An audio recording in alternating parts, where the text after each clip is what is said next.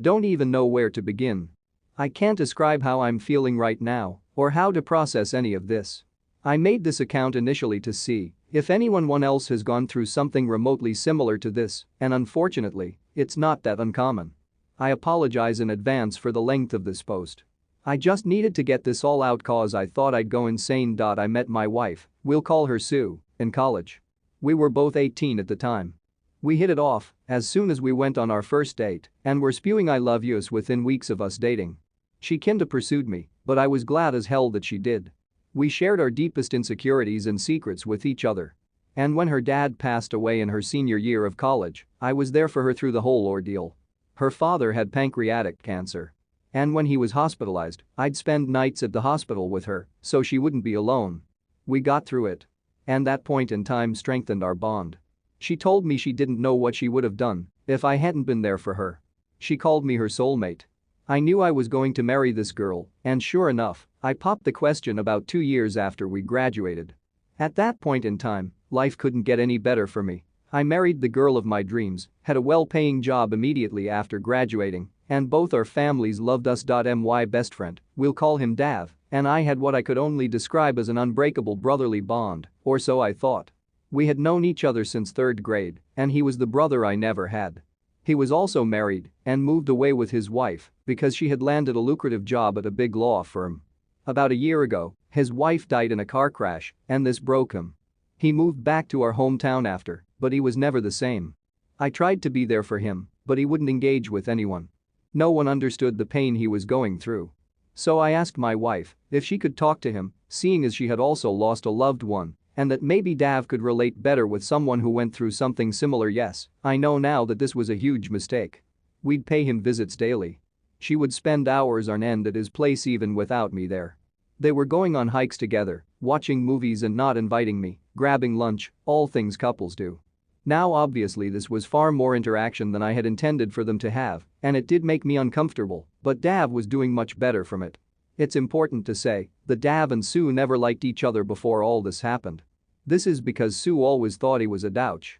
Before he married his wife, Dave was bouncing from relationship to relationship, and even after he got with his deceased wife, he constantly cheated on her. As a result, Sue had a particular dislike for him and always questioned how I could be friends with someone with such low morals. This disdain for Dav is also what made me oblivious to what was to come. As I mentioned, Sue and Dav became inseparable to the point where she would invite him to things I had planned for us as a couple. Moreover, she started portraying characteristics of what I now know to be classic cheater behavior, always on her phone, becoming increasingly distant, little to no intimacy, and coming home very late. At this point it was all too suspicious, and one day she was texting, and I asked who she was talking to. She said it was one of her girlfriends, and when I asked to see what they were saying she became very irritated and called me possessive. When I talked to Dave about how uncomfortable their friendship was making me, he assured me nothing was up and even accused me of not trusting him and my own wife. I was getting gaslit. This continued until one day Sue went out again. She said she was going to her sister's for the weekend because she needed some space from me because I was driving her crazy with my accusations. I was still very suspicious and called her sister to confirm if she was indeed expecting Sue to visit. She confirmed that she was, but that Sue had not yet arrived. Mind you, she had left around 3 p.m. and her sister's place is about 4 hours away from where we live. It was now 10 p.m. Something in the back of my head told me to go to my friend's house, so I did.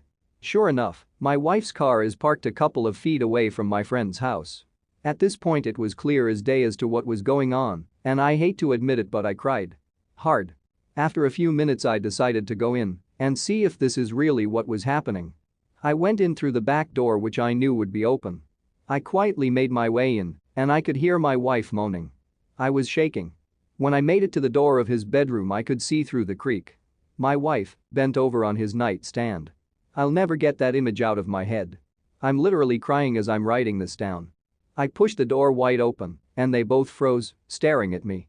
It took every ounce of my being not to beat the living hell out of Dav. I just walked away and got into my car. I could hear them scrambling, and my wife started screaming at me to stop and that she can explain. I didn't want to look at her. I don't know what I would have done, so I just drove away. I cried the entire drive home, and they were both spamming me with calls. I went to one of my college friends and have been here the past week or so. I can't eat, I can't sleep, and I can't think of anything else. I informed my work of what was going on, and they were kind enough to give me time off. I've been getting phone calls from both Dav and Sue, as well as both our families. I let my family know I was alright and would be back soon, but I haven't responded to anyone else ever since. This hurts so bad. I'm trying to be strong, but my resolve is wavering. How can someone you loved so selflessly do this? I don't know what to do. How do I deal with this? Please help me. So I took some time off of Reddit and other social media to reflect on my marriage and the steps I was going to take moving forward. I was getting lots of advice from the kind people on here as well as family and friends. However, I wasn't sure what I really wanted. A lot has happened since then, so this might be a novel. Bear with me. When I look back on the marriage, most of it was filled with little else but happy memories, which is why I was trying so hard to find a reason to stay. However, when I started thinking about her cheating, how she and Dave gaslit me and made me question my sanity, the only thing I felt was rage. The deeper I looked, the angrier I got. I will never forget how angry Sue would get when I questioned her on where she'd been when she came home late, or the disgusted look Dave gave me when I asked him, man to man, if there was anything going on between him and my wife. The cheating was bad enough, and even worse was that it was with my best friend. But the gaslighting. The gaslighting. I will never get over it. Fair enough, I was played like the fool I was, but it takes a special kind of person to lie so effortlessly and so well. I don't know how they were able to flip the switch like that. I remember one night when she came home late, about 2 days before I found out, she was telling me how much she loved me and how horny she was when she was driving home thinking about me. Now I am almost certain she had come home from Dave's because she wasn't wearing any panties. She had sex with both of us back to back. I kissed her. This whole situation made me feel like a wimp. How could I have let them walk all over me like that? I feel so emasculated. The more I reflected, the more I got the urge to head over to Dave's. But I'd put in jail for who knows how long. I spoke with my lawyer about this, and she urged me not to do anything stupid. Not only would I go to jail, but I would jeopardize my chances in the divorce proceedings. She suggested I see a therapist, but I don't want to. I don't see the need. I was still getting spammed with emails from Sue, and they were just making me angrier. She was still spewing the same nonsense as before and how miserable her life would be without me. She even had the nerve to send me Bible verses on forgiveness. If I mattered that much, why do it? I started going to work again because I wanted to be busy. Being distracted has really helped me cope better, and I don't drink as much as I was at the beginning. One day while at work I received a letter from Sue. I wanted to just throw it away, but decided to read it. In it, she talked about her individual counseling and how it helped her discover some underlying issues she was having with herself. The biggest of all being her low self-esteem. She explained that the discrepancy in our attractiveness made her very self-aware and that deep down she wanted to feel desired by someone other than me.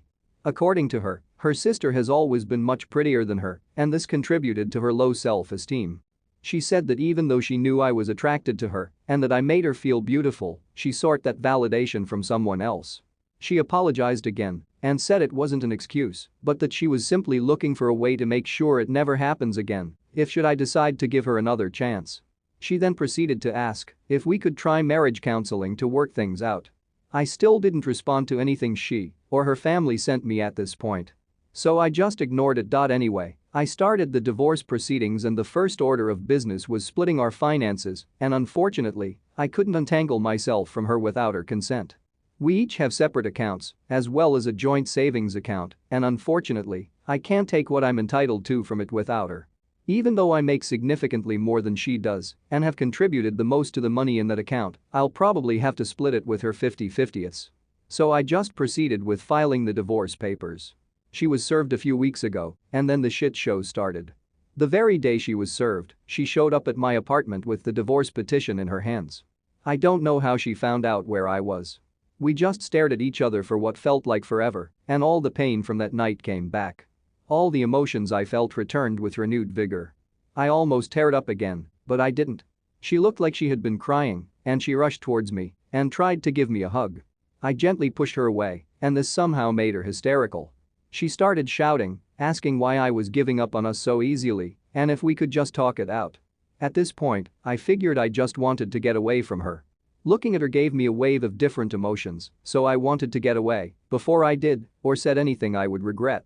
I tried going back to my car and she threw herself on the top of the hood. I asked her what she wanted, and she said she just wanted to talk things through. They got into my apartment and I just sat down and listened to what she had to say. Again, she said she would do anything to save our marriage, that she doesn't love Dave, that she's sorry. She said she did some research on how we can move forward and suggested a trial separation. In this separation, she said I could date whoever I wanted, but that I should hold off on the divorce and at the very least give her the chance to mend our friendship and then our relationship as husband and wife. She suggested a lot of other crazy stuff like a one-sided open marriage in my favor, tried showing me stories of other couples who have survived infidelity, and even suggested that we should just move to a different state or even a different country, just the two of us. That part kinda hurt me because we had spoken about moving and starting our family not too long before all this shit happened. When she was done, we just sat there in silence, again just staring at each other. And then I asked her why. Why him? Why cheat on me with him and then come back only after I caught her? She started sobbing really hard when I asked these questions. She said she felt really guilty even during the acts, but that she didn't know how to stop. That she was so deep in the affair that he didn't think of the consequences and what she was going to lose. She said that the counseling made her realize that she probably would have cheated on me at some point, if not with Dave then with someone else. This was supposedly because of the same underlying issues that she was unaware of. I asked her if she loved Dave and she promised me she didn't love him. That they haven't spoken since I left and that she doesn't even know where he is now. That she loved only me and would do anything to make up for what she has done to us. I asked her if she had ever cheated on me before all of this and she swore on her dead father that this was the first and last time. I asked her who else knew about her and Dave. She hesitated and said only her sister, but that she only knew about it a few days before I found out and that she implored her to end it and come clean to me. You guys who suggested that the sister knew were spot on. I also asked her why she was begging. Why she didn't just leave to be with Dave. I asked her if she was only doing this because she felt like it was the right thing to do and not because she actually wanted to be with me. She answered saying that she was doing it because she loves me and because she knows she made some horrible choices. We talked for a long time. A lot of crying on her end, but not for me. I had cried enough when I first found out and didn't have any more tears to shed over this. Then I asked her if there was anything else she wanted to tell me, if there was anything else she was keeping secret. She started sobbing again and asked me not to get angry. I got really nervous when she said that. She started crying for a bit before I urged her to just say it because she was making me uneasy. Then it came out. She said she found out she was pregnant not long after I had left and that she got an abortion because she wasn't sure who the father was.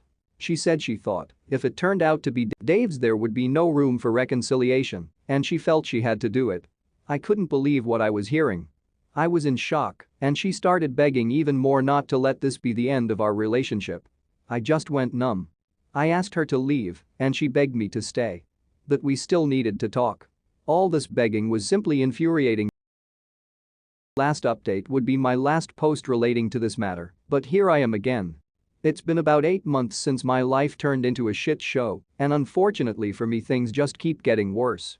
I'm not going to go into detail, but I hope I can give enough to get some constructive feedback from you on here.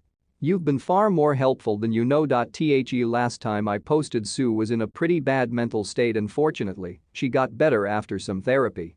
I felt really bad for her, but I knew I couldn't stay. I know a lot of people have made it through this kinda stuff, but I know myself. Had I stayed, I'd only be doing myself and her more harm than good. I'll never get over it and will probably harbor some resentment even a couple of years from now. We agreed to divorce, but she wanted us to remain in contact, even if it was just minimal. The divorce process was pretty smooth, and we got divorced about a month ago. I moved to the West Coast to start anew and things were finally starting to look good for me. But then I got a phone call about Sue again from her sister. And long story short, Sue suffered from a stroke. She is almost completely immobile on the left side of her body and can barely speak. I can't even put into words how devastating that was to hear, let alone how crushed I felt when I went to visit her. She looked nothing like the person I knew, and she'd always cry when she saw me. Any of the worst parts about all this is I can't help but feel like it's my fault this happened to her. People tell me it isn't, but I feel like it is. Even though her closest family says it's not my fault, I can sense some hostility from them whenever I speak to them. Her aunt cussed me out in front of everyone when she saw me, and they were all silent. They just asked me to leave it alone and get on with my life. As much as I wish I could just move on, it still hurts knowing how all this turned out. I haven't spoken to Sue since she got the stroke, and her family won't let me see her cause apparently I cause her stress.